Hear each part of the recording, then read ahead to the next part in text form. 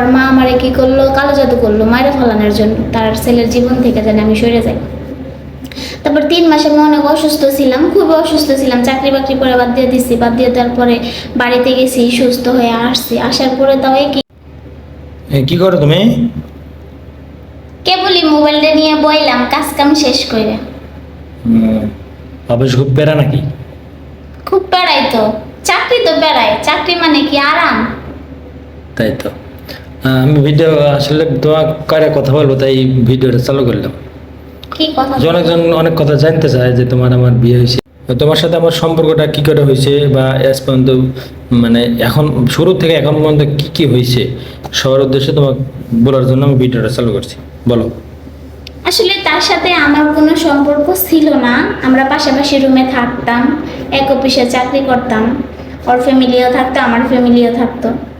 থাকার পর 6 মাস ভালোই গেল। যাওয়ার পর হঠাৎ করে তার মা সবাই মিলে বাড়ি গেল, বাড়ি থেকে আসলো। আসার পরে হঠাৎ করে আমাদের পাশের রুমে একটা মহিলা ছিল, সেই মহিলাটা অতটা ভালো ছিল না। 2টা মহিলা ছিল। পরে ওর মা আসলো, আসার পরে কইতাছে যে আপনি ছেলে ওই মেয়ের সাথে সম্পর্ক করে হ্যান ত্যান। পরে ছেলেরা কিছু না জিগায় না শুন না, পরে কি করলো, ঘরের মধ্যে অনেক অত্যাচার করে, অনেক কিছু করার পরে সে রাগ করে বাড়ি চলে গেল। পরে আমার সাথে সম্পর্ক রাখা বলতে পরে ওর মা আমারে কি করলো, কালো জাদু করলো মায়েরা ফলানোর জন্য, তার ছেলের জীবন থেকে যেন আমি সরে যাই। তারপর 3 মাস আমি অনেক অসুস্থ ছিলাম, খুবই অসুস্থ ছিলাম। চাকরি বাকরি করে বাদ দিয়ে দিছি, বাদ দিয়ে দেওয়ার পরে বাড়িতে গেছি, সুস্থ হয়ে আসছি। আসার পরে তাও একই কাহিনী যে তার সাথে নাকি আমার সম্পর্ক, তার সাথে নাকি আমার পালায় বিয়ে হয়েছে। এই নানান কথা শুনতে শুনতে শুনতে শুনতে আর ভালো লাগে না। পরে কিছুদিন পরে হঠাৎ করে আমার ফোনে ফোন আসলো, জানি না সে আমার নাম্বারটা কোথা থেকে পাইছে। ফোন দিয়ে পরে আমাকে বলতেছে যে মৌসুমী, তোমার নামে আমার তো অনেক বদনাম হয়ে গেল, তো চলো আমি তোমার বিয়ে করতে চাই, তুমি কি কও? পরে আমি কই না, এটা কোনোদিনই সম্ভব না। আপনার মা আমার এত কিছু করলো, এত ক্ষতি করলো, আমার ফ্যামিলি কোনোদিন বিয়ে দিব না। পরে কয় না, তোমার ফ্যামিলি না দিল তুমি হইলেই হইব। পরে অনেক কিছু ভাবে চিন্তা ভাবলাম যে হাসাই তো, এমন বদনাম হয়েছে অমন বদনাম হয়েছে, তার থেকে বিয়েটা করেই ফেলাই। পরে তবু আমি রাজি ছিলাম না। পরে কেমনে কেমনে কি হয়ে গেল, পরে এই যে আমরা চলে আসলাম।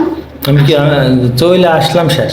আমি কোথা থেকে তোমাকে নিয়ে আসলাম বা তারপরে তো আমি বাড়ি চলে গেছিলাম। বাড়ি যাওয়ার পরে পরে তুমি আমার সাথে না কেমনে কেমনে যোগাযোগ করলা, করার পরে ফোন দিলা, ফোন দিয়ে পরে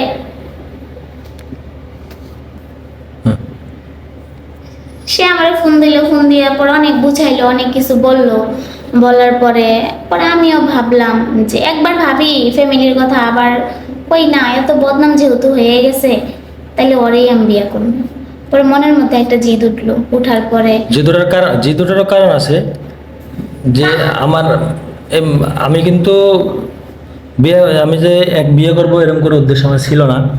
সে মনে করেন এমন অবস্থা করছে ওকে একেবারে মরে যাবে এরকম অবস্থা করে ফেলছিল। আমার উপর অনেক অত্যাচার করছিল, আমার ঘরের ভিতরে ঢুকাতে হয়, 3 দিন না খাইতে হয়েছিল। অনেক আমার বিষয়ে অনেক অত্যাচার করছে। আমার ফ্যামিলিগত একটা সমস্যা ছিল, এই সমস্যার সম্মুখীন আমি আমি ডাইরেক্ট নাকচ করে দিছি। এই নাকচ করার কারণেই আমার উপর এত বড় অত্যাচার। দেখো তুমি বলো, তোমার কথাতে নিয়ে আসলাম। তারপরে তো আমি বাড়িতে থাকলাম। পরে যোগাযোগ, সেই আমার সাথে যোগাযোগ করলে ইচ্ছা কইরা। পরে বেশি দিন কথা বলি নাই, 2-3 দিন কথা বলছি, অনেক বুঝাইছে, অনেক কিছু করছে। করার পরে পরে আমার কাছে তুমি আমার কাছে চলে আসো। আমি তখন ভাবলাম যে সত্যি চলেই যাই। পরে সে গেছিল আমাদের ওখানে, আমাদের জেলা জামালপুর গেছিল। পরে আমি বাড়ি থেকে বেশি কিছু নিয়ে আসি নাই, হালকা পাতলা 2-1 সেট কাপড় চোপড় নিয়ে আমি তারপরে চলে আসছি। আবার আমার ফ্যামিলি কেউ জানে না যে আমি তার সাথে আসি, তারে বিয়ে করছি। এখন প্রকাশ হয়েছে। এখন জানে আমার ফ্যামিলি যে আমি তাকে বিয়ে করছি, কিন্তু আমার ফ্যামিলি অনেক রাগ, অনেক জিদ যে তার মা আমারে মাইরে ফেলাইতে চাইলো, তার ছেলের কাছে আমি কেন বিয়ে করলাম। এটা নিয়ে আমার ফ্যামিলির অনেক রাগ, অনেক জিদ। তাতে আমার কিচ্ছু যায় আসে না। আমার ফ্যামিলি রাগ করুক বা না করুক সেটা আমার দেখার বিষয় নাই। আমি যাকে বিয়ে করছি তাকে নিয়ে জানি সারা জীবন একসাথে থাকতে পারি, ভালো থাকতে পারি, এইটুকুই আশা। আপনারা সবাই আমাদের জন্য দোয়া করবেন, আমরা জানি সারা জীবন একসাথে থাকতে পারি। তো জানি না কোনো দিন আমাদের মেনে নিবি কিনা শ্বশুর বাড়ি থেকে। এটা আমার অতটা ধারণা নাই, আর আশাও নাই। আশা থাকলেও মনে মনে আছে, কোনোদিন মাইনাস হইলে যদি ডাকে ফোন দেয় সেদিন যাবো, তাছাড়া কোনো যাওয়ার ইচ্ছাও করি না। তো উপরওয়ালার ইচ্ছা যদি সব মিলাই দেওয়ার হবে। তবে আমার উপর এখন পর্যন্ত অনেক টর্চার চলতেছে। আমি এক জায়গায় ছিলাম, ওই জায়গার থেকে চলে আসছি আরেক জায়গায়। এখানে এখানে আসি আপাতত নিরাপদেই, এখানে কেউ আসে এত তাফালিং করতে পারবে না। এ পর্যন্তই, বুঝছেন। আর সবাই আমাদের জন্য দোয়া করবেন, আমরা যেন বাকি জীবন একসাথে কাটাতে পারি। ভালো থাকবেন।